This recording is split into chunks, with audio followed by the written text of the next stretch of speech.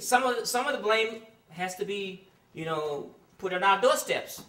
We are, for example, energy and transportation. Some of it is our own arrogance and our own so in love with SUVs that we say it's our right. It's our God-given right and our American right to pollute and to drive our SUVs.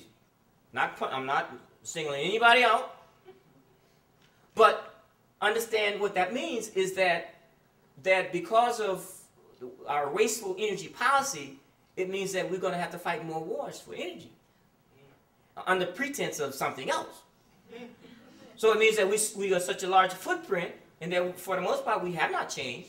You know, even when we talk about gasoline, $3 a gallon, oh, it's so high, it's so high.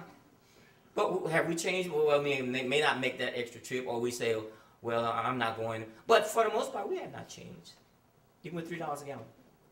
And so when we talk about our own energy policy and our own industrial policy as it relates to the fact that 60% of energy used in this country is used in transportation. That's a huge part.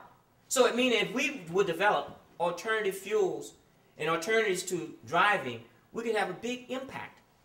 But because it's so difficult to get people out of cars, because there are very few alternatives to getting people out of cars in terms of transportation in most major cities, with the exception of a few, such as New York, for example. You must be crazy to own a car in New York. There are a few people. But the fact is that most places you have to have a car to get to where you need to get to.